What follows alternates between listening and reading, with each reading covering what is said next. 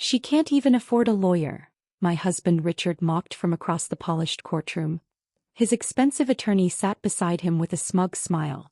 They both believed I was trapped. For 5 years, Richard had controlled our finances, hidden assets from me, and treated me like an uneducated homemaker with no power of her own.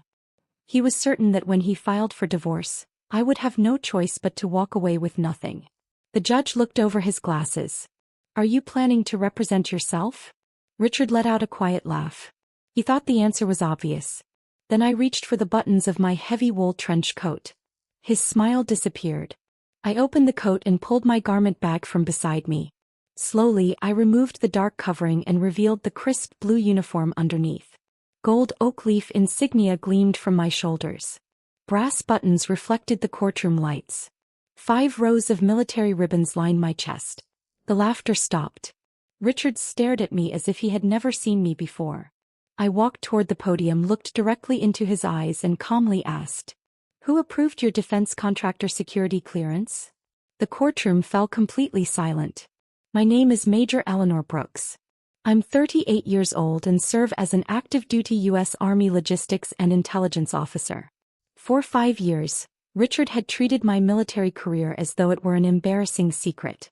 Whenever I was away on classified assignments or overseas operations, he told people I was doing temporary government work. He even described my absences as unexplained gaps in my employment history.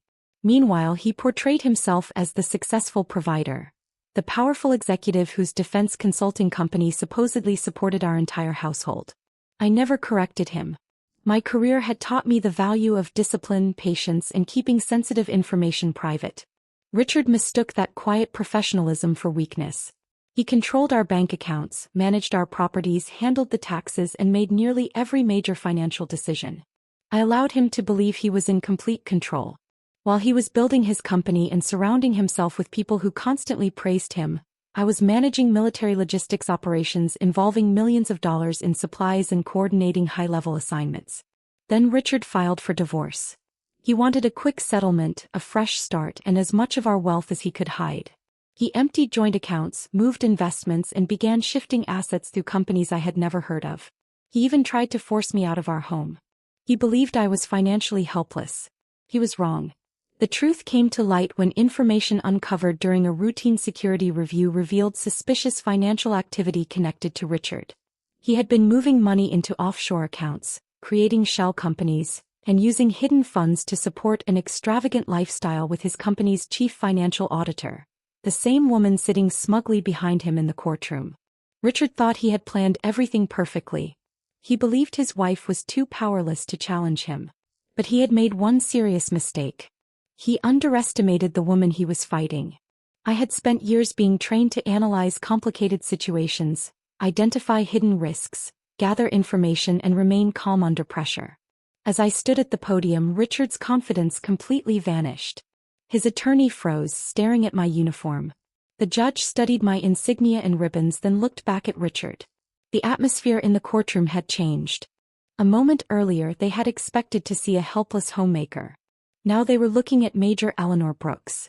And Richard finally realized that the woman he thought he could easily defeat had been quietly preparing for this battle all along.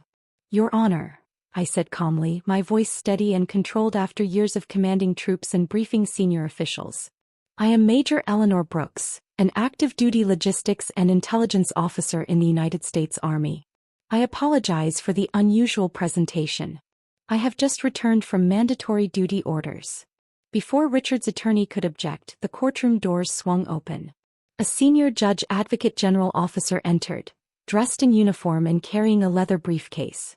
I continued. "Furthermore, Your Honor, I am not representing myself today. Lieutenant Colonel Miller from the Army JAG Corps is here as my co-counsel." Richard's face immediately lost its color. I placed a thick manila folder on the podium.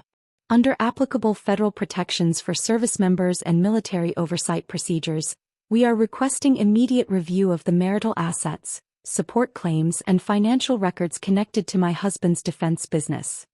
Richard gripped the edge of the table so tightly that his knuckles turned white. He knew exactly what was coming. I turned toward the judge. "My husband's defense contracting firm operates under Department of Defense contracts. Because of those contracts and his security clearance, he has been required to provide accurate financial and personal information to the federal government. I opened the folder.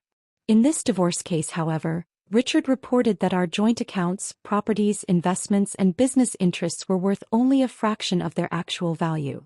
Richard's attorney shifted nervously. I pulled out another document. 2 weeks ago, our review team compared the financial information submitted in this case with records connected to his federal clearance. I paused. We found 3 previously undisclosed offshore accounts, 2 shell companies, and more than $2 million in assets that Richard claimed did not exist. The courtroom became completely silent. I looked directly at my husband. So, Richard, here is the question you should be prepared to answer. I stepped closer to the defense table. Who approved your security clearance while you were submitting sworn financial statements that concealed millions of dollars? Richard stared at me, unable to respond. His attorney hurriedly flipped through his notes before leaning toward him and whispering. Richard barely seemed to hear him. He was staring at me as if he were finally understanding the scale of his mistake. He hadn't simply risked losing a divorce settlement. He had put his entire business and professional reputation in jeopardy. Your Honor, Richard's attorney stammered as he stood. We request an immediate recess. My client was unaware of these administrative issues, and we need time to review these allegations. Administrative issues? Lieutenant Colonel Miller stepped forward. Counsel, these are not administrative issues. These are certified documents containing sworn federal statements. He placed another file on the podium. If these records are accurate, the matter requires review by the appropriate federal authorities. Richard's attorney opened his mouth but couldn't find a response. Then the courtroom doors opened again. 2 officers in dress uniforms entered with a civilian investigator from the Army Criminal Investigation Division. They quietly took seats in the front row, notebooks in hand. The judge looked at them.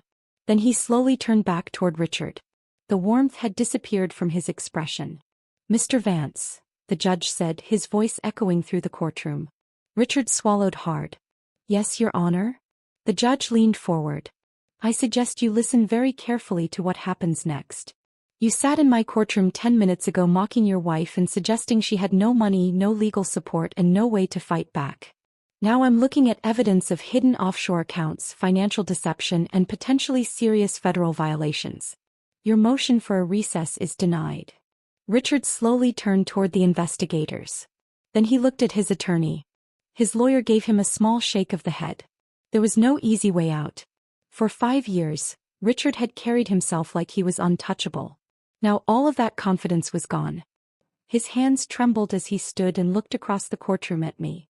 Eleanor, please. His voice cracked. Can we talk privately? We don't have to do this in front of everyone. We can work something out. I looked at him calmly. We are working something out, Richard. I pointed toward the courtroom. Right here. On the record. Lieutenant Colonel Miller placed our proposed settlement agreement on the defense table. The terms were clear. Richard would surrender the marital home to me, disclose and divide the newly discovered assets according to the settlement, cover my legal expenses, and sign a final divorce agreement immediately. His attorney read through the documents and then looked at Richard. For once there was no confident speech. No clever strategy. Only one piece of advice remained. Sign it, he whispered. Do it before this matter goes any further. Richard stared at the papers. His hands were still shaking. Then he picked up the pen. One page after another he signed. Every signature meant giving up another part of the future he had imagined for himself. He had entered that courtroom believing he would walk away with everything. Instead, he was signing away the very things he had tried to hide. The judge reviewed the agreement carefully. Then he signed the final order. His gavel struck the bench with a sharp, decisive sound. Divorce granted. It was over. I buttoned my heavy wool trench coat over my army uniform, picked up my leather briefcase and walked away from the defense table. I didn't look back. Behind me, Richard's attorney was already speaking with the investigators as Richard and his company's auditor were escorted to a private room for further questioning. I pushed through the courthouse doors. The cool morning air hit my face. For the first time in 5 years I felt completely free. I had spent years allowing Richard to believe my silence meant weakness. He thought my modesty meant I was helpless. He thought my quiet nature meant I wouldn't fight back. But he had misunderstood me from the beginning. Quiet discipline is not submission. Patience is not surrender. And strength doesn't always need to announce itself.